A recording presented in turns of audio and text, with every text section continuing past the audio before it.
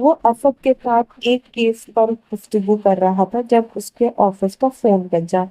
Desk کے اوپر بیٹھا ہوا تھا، وہیں سے ہاتھ بڑھا کر ریسیور اٹھا کر کان سے لگایا۔ السلام علیکم، ایس پی تاشفین بول رہا ہوں، فرمائیے کیا حکم ہے؟ دوسری جانب سے فوراً کوئی جواب نہیں آیا۔ چند سیکنڈ بعد اس نے پھر متوجہ کرتے ہوئے فرمایا، آپ نے پولیس اسٹیشن کال کی ہے، براہ کرم فرمائیے کیا مدد کر سکتا ہوں؟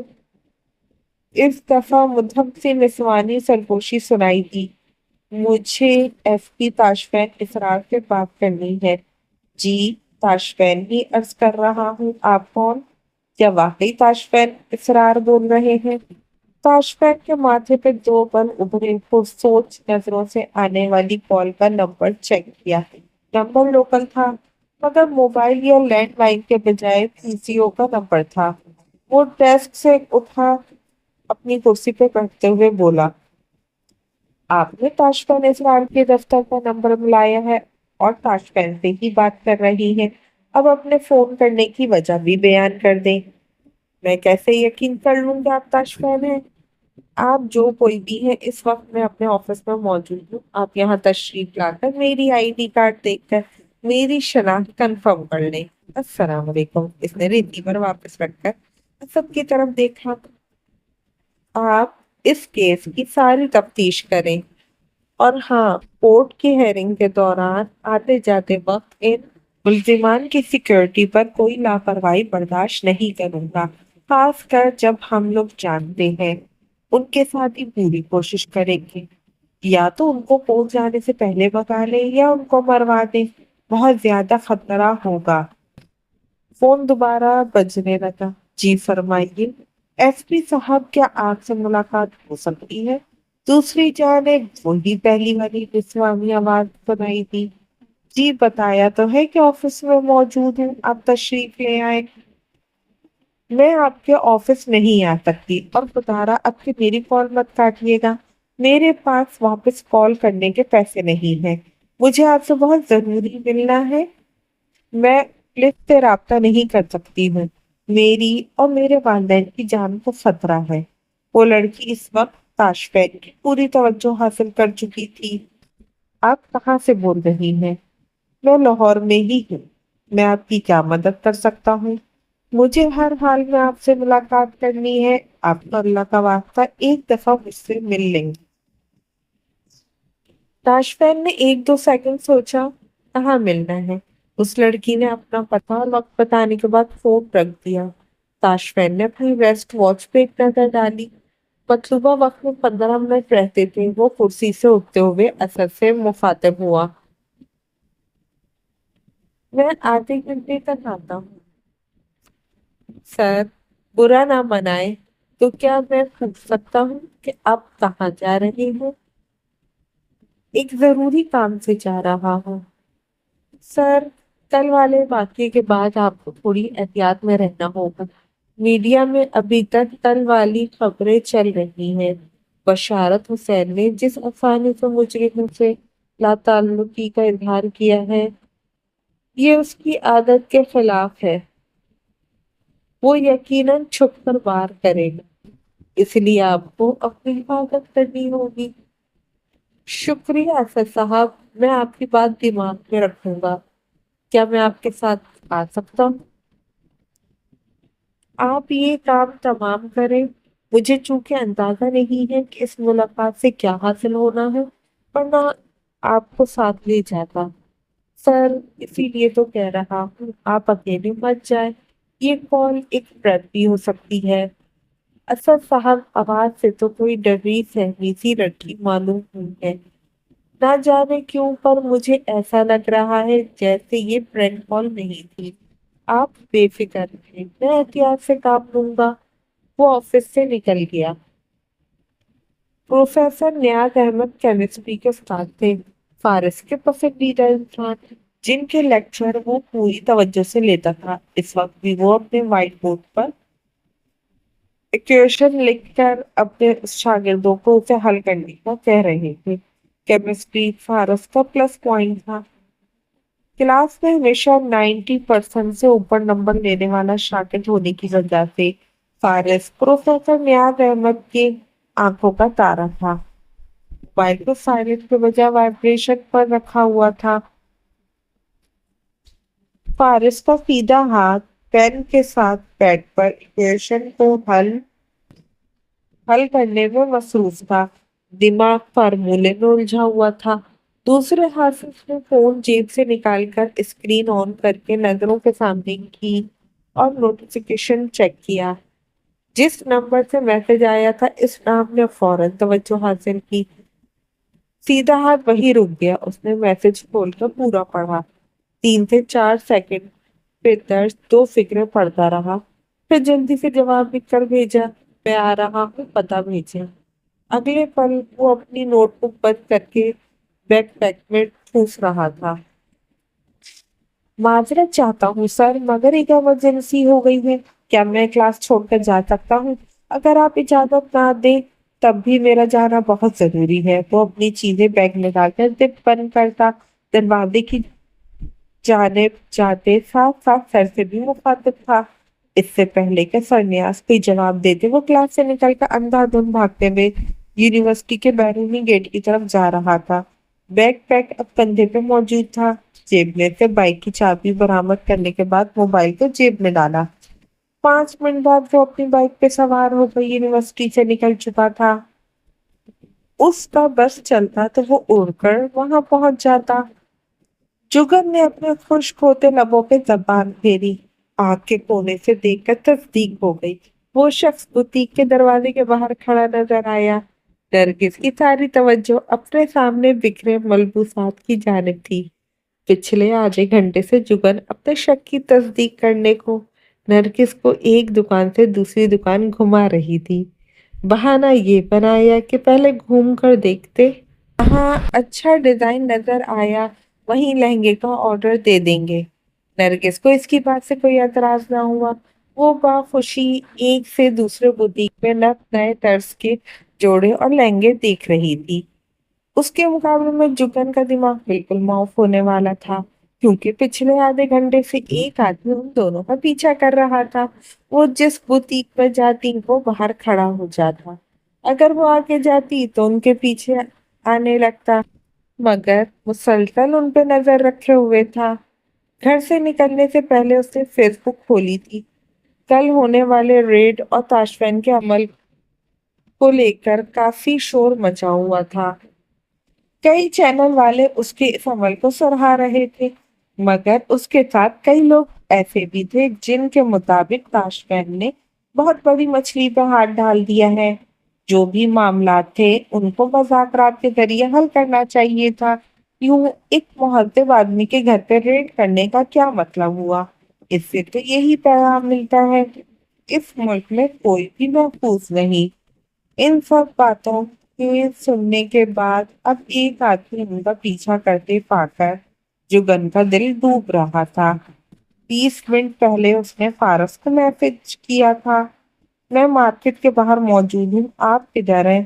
फारिस की जानिब से मैसेज देखकर जैसे नई जिंदगी की नगीद मिली हो। फौरन बुटीक का नाम टाइप करके भेजा। जवाब आया, जहाँ है वहीं रहे, मैं आता हूँ। माथे पर पसीने के कतरे चमक रहे थे। लबों के ऊपर मौजूद नमी को अपने दुपट्टे के पल्लू से जब्त करते हुए उसने गहरी सांस भरी। दिल की धड़कन कुछ नॉर्मल हुई थी। 2 मिनट बाद ही फारिस बुटीक के दरवाजे में से नजर आया। पर ये क्या, वो आते ही इस आदमी के साथ बातें करने लग गया था जिससे खतरा महसूस करते हुए जुगन ने उसको बुलाया था। मगर वो जायजा लेती नजरों से वहां मौजूद हर आदमी का जायजा ले रहा था। फारिस ने इस आदमी के कान के पास कुछ कहा था जिससे वो भी किसी को ढूंढने लगा। जुगन का हाथ काल पर गया, जिसे फारिस ने फौरन जुगन का हाथ कॉल पर गया, जिसे फारिस ने फौरन उठा लिया। आपा, मैं बाहर ही हूँ, क्या वो आदमी अभी भी नजर आ रहा है? फारिस, वो बिल्कुल तुम्हारे सामने खड़ा है। फारिस के माथे पे तेवरी आई। दाढ़ी वाला बुजुर्ग? अरे नहीं भाई, वो काले कुर्ते वाला जिसके साथ तुम बातें कर रहे थे। हैं? किसकी बात कर रही है? यहाँ तो काली कमीज वाला सिर्फ एक ही लड़का है। हाँ, तो उसी की तो बात कर रही हूँ। पूरा आधा घंटा हो गया चोरी चोरी देखता है और मुसलसल पीछा कर रहा है। शुक्र है तुम आ गए, मेरा हार्ट फेल होने वाला था। फारिस का क्या कहा, जुगन को ताज्जुब का शिकार कर गया। फारिस ने कॉल बंद की और बुटीक के अंदर आ गया। जुगन के पास वाली खाली सीट पर बैठकर बोला, मैंने तो एक इशारा तोड़ा है, रास्ते में चालान करवा कर आ रहा हूँ। आपका मिजाती खुदा मेरे से 5 मिनट पीछे है, क्योंकि वो दूर था, उसको पहुंचने में ज्यादा वक्त लगना था।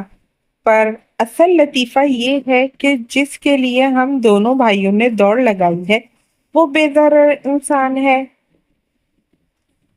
क्या कह रहे हो? बिला वजह किसी का पीछा करने वाला बेदर कैसे हो सकता है? नरगिस की आवाज ने जुगन की बात पूरी न होने दी। भाभी देखो जरा ये रंग मेरे पर कैसा लग रहा है।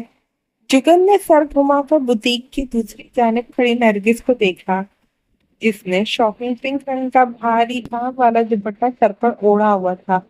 नरगिस की नजरें फारिस पे पड़ी तो जुगन को भूलकर हैरत से उसकी तरफ आई, जो मुंह खोले नरगिस को देखे जा रहा था। तुम यहाँ क्या कर रहे हो? नरगिस, इसको मैंने बुलाया है। जुगन के जवाब पर नरगिस ने मजीद हैरत से पूछा, ले भला हमने कौन सा कुछ खरीदा है जो इसको बैग उठाने के लिए बुला लिया है? तुमने आपा का तारुफ अपने मुनीर से नहीं करवाया?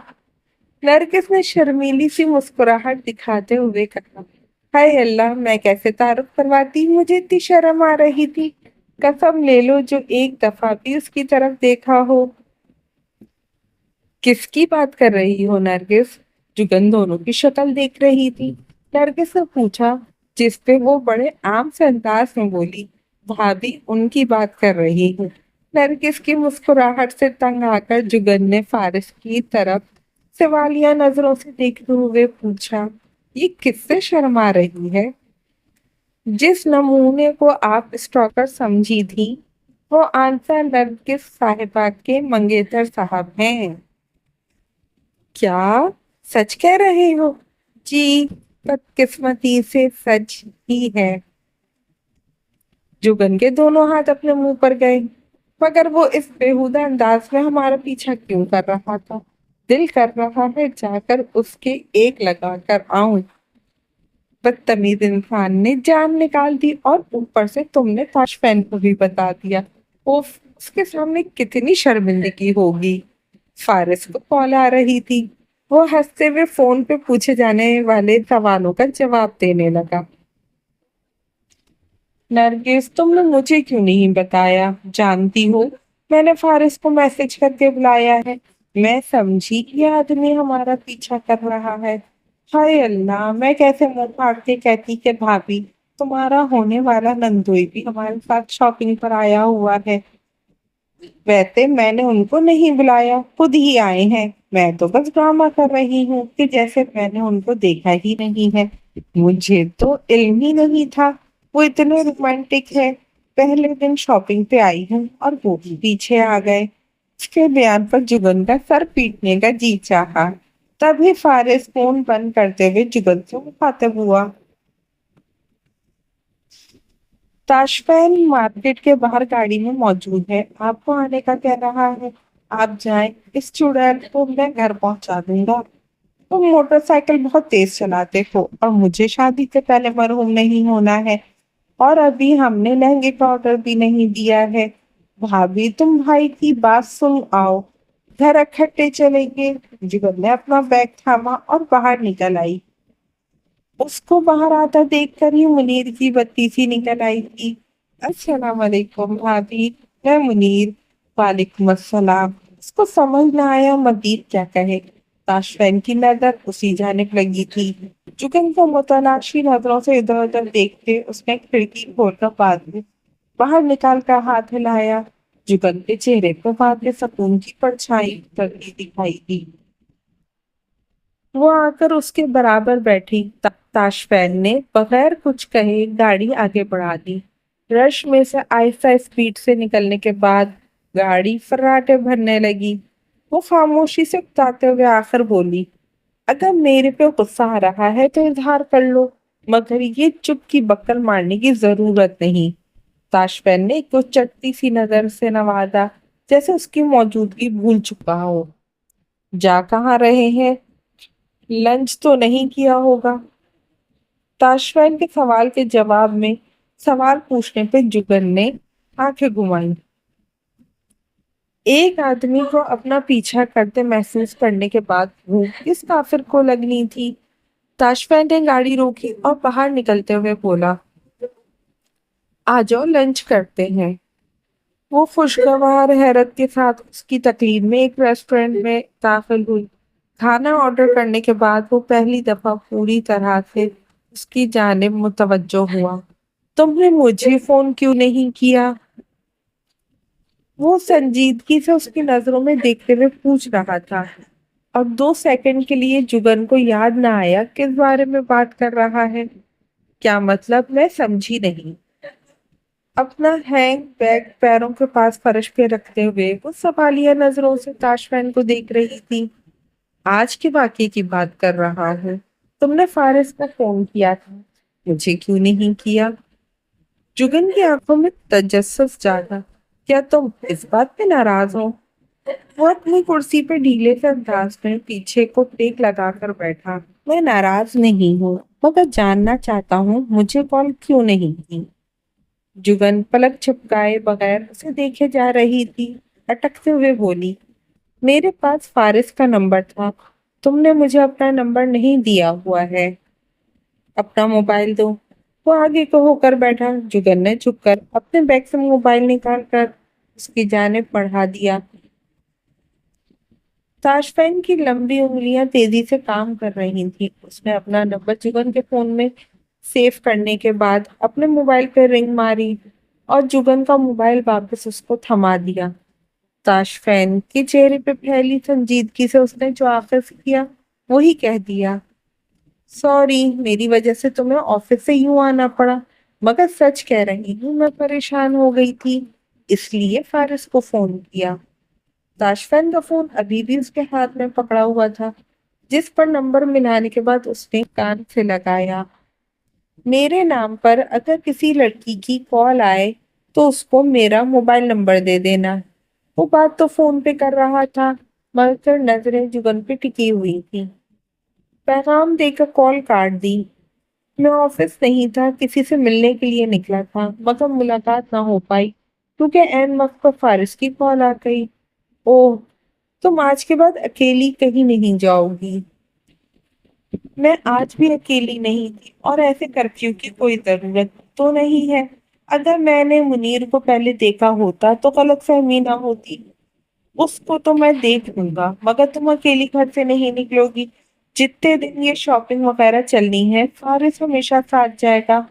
فارس کیوں؟ اگر میرا باڈی گارڈ بن کر جانا ہے تو تم کیوں نہیں؟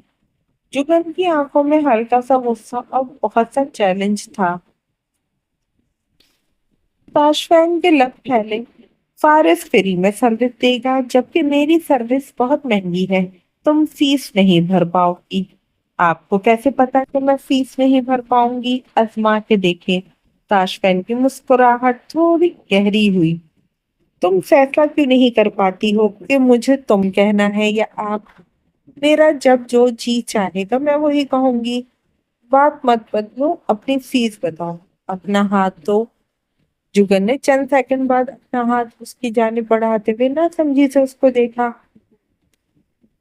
تاشفین نے اس کی شہادت اور اس کے ساتھ والی انگلی ہلکے سے پریشر کر کے اپنی نفس پہ رکھی۔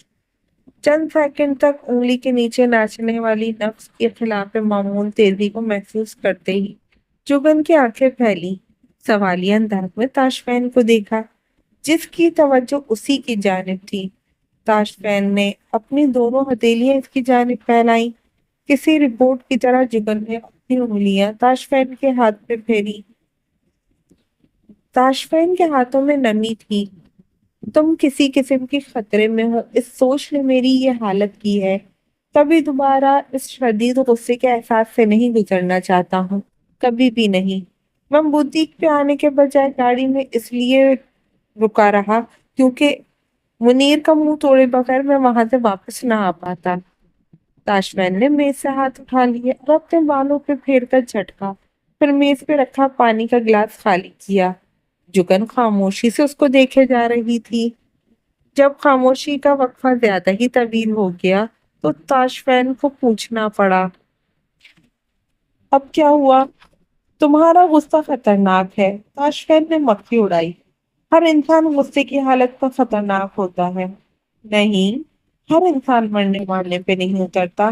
مجھے ابھی تک اس رات ہونے والی مار دھاڑ نہیں بھولی ہے۔ تمہارے خیال میں مجھے ان بے غیرتوں کا شکریہ ادا کر کے ڈنر پہ انوائٹ کرنا چاہیے تھا۔ اس کے گالوں پہ جاگتی سرخی دیکھ کر جگن کو لگا شاید غلط موضوع چھیڑ دیا ہے۔ ان کے ساتھ کیا ہوا ہے؟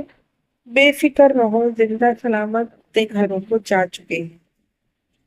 منیر کی پٹائی تو نہیں ہوگی کیونکہ وہ تو بیچارہ اپنی ہونے والی بیوی کے پیچھے آیا تھا۔ ہونے والی بیوی ہے تو سالہ تھوڑی سی عقل کا مظاہرہ کر لیتا۔ ہر کسی کو اپنے جیسا کیوں دیکھنا چاہتے ہو؟ میں کیسا ہوں؟ خشک مزاج۔ ایک دفعہ بھی شادی کی شاپنگ کے دوران میرا پیچھا نہیں کیا۔ وہ شادی تھوڑی تھی، وہ تو ارمانوں کا خون تھا۔ وہ سوچے سمجھے بغیر بول گیا اور اب اپنے الفاظ کا اثر جگن کے چہرے پہ دیکھ کر احساس ہوا تیر کمان سے نکل گیا ہے۔ میرا وہ مطلب نہیں جو تم نے لیا۔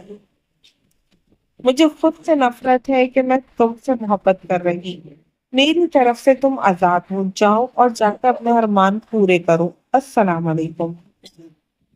تاشفین نے زیر لب خود کو گالی سے نوازا، سامنے رکھے کھانے پہ ایک نظر ڈالی اور بل دیتا باہر آیا۔ دور جاتے رکشے کی کھڑکی سے جگن کا آنچل نظر آیا تھا۔ یار، گاڑی کی چابی نکال کر پارکنگ کی جانب جا رہا تھا جب فون کی بیل ہوئی۔ جی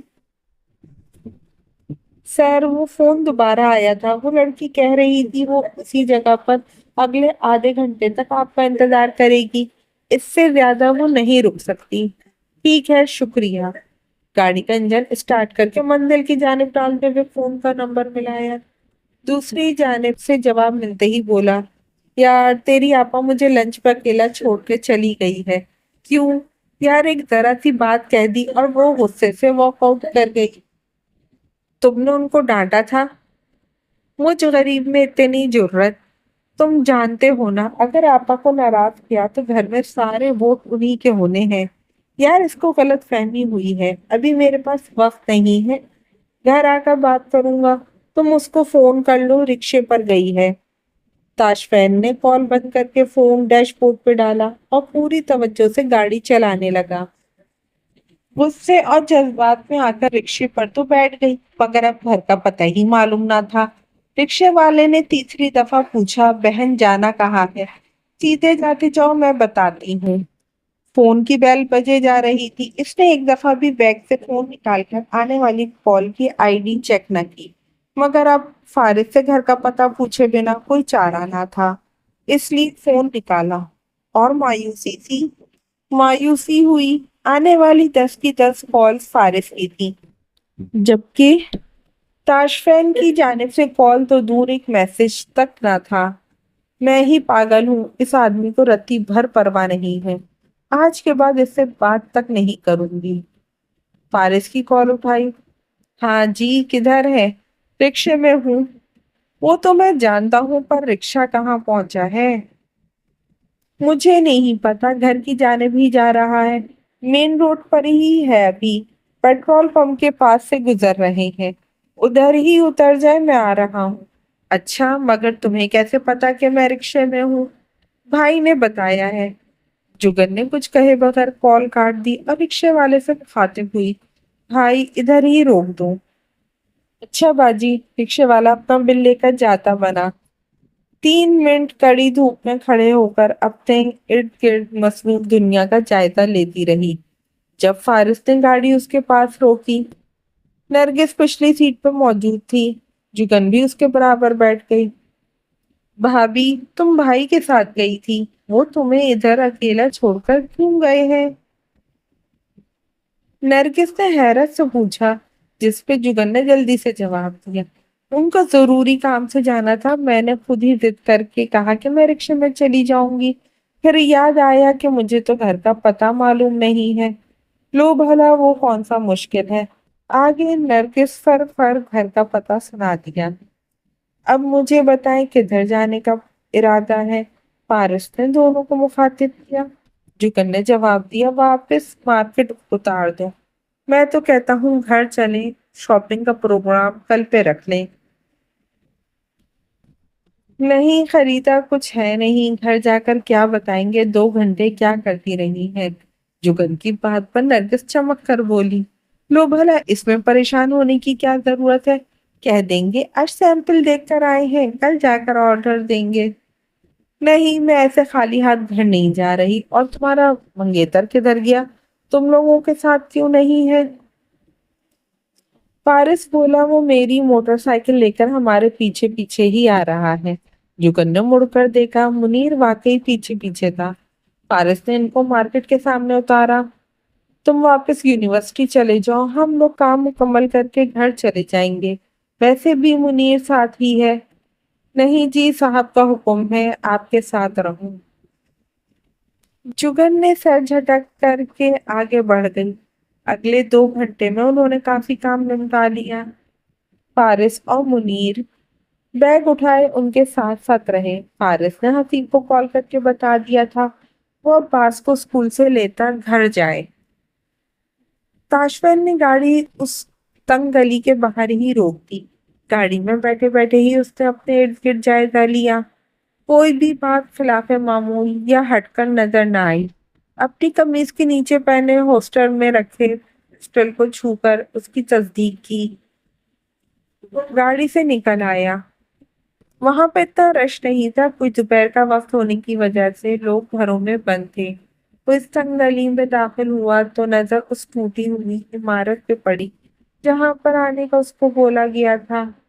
वो इमारत में दाखिल हुआ तो वहां पे कोई जीरो नजर ना आया। घर की इमारत थी जो कभी किसी के इस्तेमाल में रहा होगा, मगर अब ना तो दरवाजे थे ना खिड़कियां। चिड़ियों ने घोंसले बना डाले थे। किसी भूत बंगले का मंजर था। ताशफैन घर के वसत में खड़ा होकर बड़े तहम्मुल से इंतजार करने लगा, क्योंकि उस लड़की ने आधे घंटे का वक्त दिया था और वो 15 मिनट में ही पहुंच चुका था। अब या तो वो कहीं छुप कर उसका जायजा ले रही थी या अभी तक पहुंची नहीं थी। 2-3 मिनट बाद तीसरे कमरे से किसी के कदमों की आवाज जागी। ताशफैन की तवज्जो उसी जानिब हो गई। 2-4 सेकंड बाद काले अबाए में मलबूस एक वजूद उस कमरे से बरामद हुआ।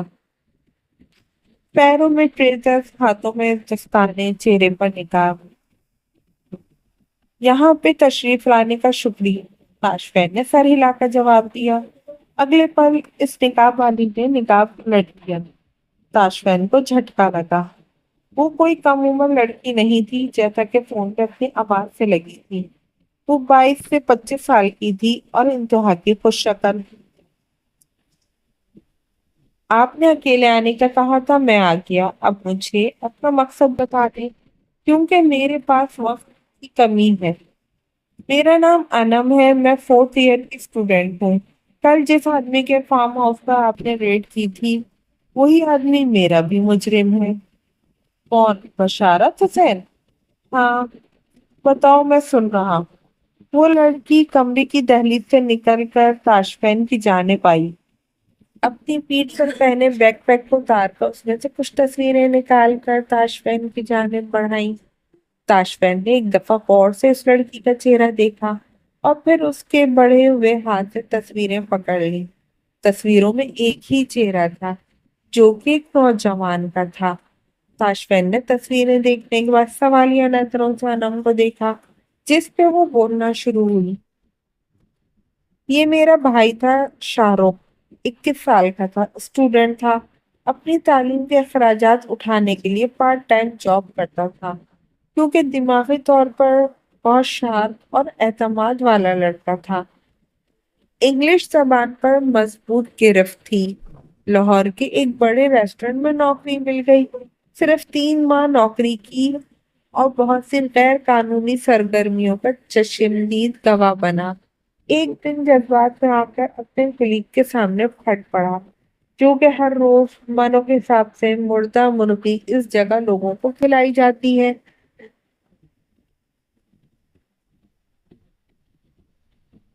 وہ اس کے خلاف شکایت کرے گا۔ اگلے دن بشارت حسین نے اس کو اپنے دفتر بلا لیا، 50,000 روپے دیے اور بولا، بیٹا آم کھا، پیڑ گننا چھوڑ دے۔ تاشفین پوری توجہ سے سن رہا تھا۔ شاہ رخ نے 50,000 لینے سے انکار کر دیا، پر بشارت حسین نے اس کی اس جرت پر اس کو روئی کی طرح دھنک کر رکھ دیا۔ میں اور شاہ رخ اپنے ماں باپ کے 2 ہی بچے تھے، اب صرف میں ہوں، کیونکہ اس رات جو کال ہمیں سرکاری اسپتال سے موصول ہوئی اس کے مطابق ہمارے شاہ رخ کو گاڑی ٹکر مار کر چلی گئی تھی۔ امی ابو سے پہلے میں وہاں پہنچی تھی، کیونکہ اسپتال میرے ہاسٹل سے 10 منٹ کے فاصلے پر ہے۔ وہ سانس تو لے رہا تھا، مگر ہر سانس اس کو زندگی سے بہت دور کر رہی تھی۔ اس نے مجھے ٹوٹے پھوٹے الفاظ میں سارا سچ بتا دیا۔ پولیس والے نے اس کا بیان بھی ریکارڈ کیا تھا، مگر شاہ رخ کی موت کے بعد وہ پولیس والا دوبارہ نہیں ملا۔ وہ صدر تھانے سے تھا، مگر اب وہاں اس نام کا کوئی آفیسر موجود نہیں ہے۔ ہم نے FIR کٹوانی چاہی تو کہیں کوئی سنوائی نہیں ہوئی۔ الٹا میرے والد کو دھمکی کی کالز آتی ہیں کہ اگر اس معاملے کو آگے بڑھانے کا سوچا تو دونوں میاں بیوی کا وہی حال ہوگا جو ان کے بیٹے کا ہوا ہے۔ وہ لوگ میرے بارے میں نہیں جانتے ہیں، کیونکہ میں گھر پر نہیں رہتی ہوں۔ میں پچھلے 2 سال سے ہاسٹل میں رہتی آ رہی ہوں۔ ان لوگوں کو شک ضرور ہے، مگر یقین نہیں ہے۔ میں شاہ رخ کی موت کے بعد سے ایک دفعہ بھی گھر نہیں گئی، کیونکہ وہ لوگ 24 گھنٹے خبر رکھتے ہیں، کون ہمارے گھر آتا ہے، کون جاتا ہے، کس سے ملتے ہیں، سب کچھ۔ امی ابو کی سوشل لائف بالکل ختم ہو گئی۔ وہ لوگ گھر پہ ہی قید ہو کر رہ گئے ہیں۔ ایک طرف بیٹے کی بھری جوانی میں موت اور بیٹا بھی اکلوتا، وہ اپنے بیٹے کے لیے انصاف تک نہیں مانگ سکتے۔ کیسے جنگل کا قانون ہے، جس کے سارے نقصان ہوئے وہی ڈر ڈر کر جی رہا ہے، جس نے ظلم کیا وہ آج بھی دندناتا پھر رہا ہے۔ انم کی آواز بھر آ گئی۔ میں پچھلے 6 ماہ سے ایک دفعہ بھی اپنے گھر نہیں جا سکی، چوروں کی طرح چھپ کر زندگی گزار رہی ہوں، کیونکہ اگر ان کتوں کو میرے خوشبو تک مل گئی تو وہ میرے ماں باپ کو میرے ذریعے بلیک میل کریں گے۔ تاشفین کے چہرے سے کوئی تاثر ظاہر نہ ہوا۔ نظریں شاہ رخ کی تصویروں پر تھیں اور کان انم کی آواز پر۔ SP صاحب، مجھے اپنے بھائی کے لیے انصاف چاہیے۔ کل تک میں مکمل مایوس تھی، مگر آپ نے کام دیا ہے، مجھے امید ملی ہے۔ اگر آپ جیسے لوگ میرے معاشرے میں موجود ہیں تو شاید میں اور میرے ماں باپ جیسے ظلم کا شکار لوگ ایک اچھی آزاد زندگی کا خواب دیکھ سکتے ہیں۔ میں آپ کے والدین سے ملنا چاہتا ہوں۔ میں اپنے گھر کا پتہ لکھ دیتی ہوں، ان سے ملاقات وہیں ہو سکتی ہے۔ تاشفین نے سر اس بات پہ ہلا دیا۔ انم نے اپنے بیگ میں سے پین اور کاپی نکال کر پتہ لکھ کر صفحہ پھاڑ کر تاشفین کے حوالے کر دیا۔ کیا آپ ہماری مدد کریں گے؟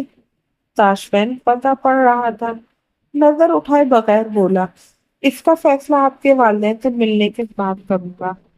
آپ کے پاس اگر بشارت حسین کے خلاف کوئی ثبوت ہے تو مجھے دے سکتی ہے۔ بدقسمتی سے میرے پاس کوئی ثبوت نہیں ہے، فقط ایک اس پولیس والے کے پاس لکھا شاہ رخ کا بیان، وہ بھی گم ہو گیا۔ چلیں، اگر اللہ کو منظور ہوا تو کوئی نہ کوئی راہ نکل آئے گی۔ آئیے میں آپ کو چھوڑ دوں۔ بہت مہربانی، مگر میں خود جا سکتی ہوں۔ ٹھیک ہے، جیسے آپ کی مرضی۔ ताशफैन हाथ में पकड़ा कागज अपनी जेब में डालता हुआ वहां से निकल गया। वापसी का सारा रास्ता वो शाहरुख और उसकी फैमिली के बारे में सोचता आया। एकदम से किसी की बात का यकीन नहीं किया जा सकता जब तक कोई ठोस सबूत हाथ न आए।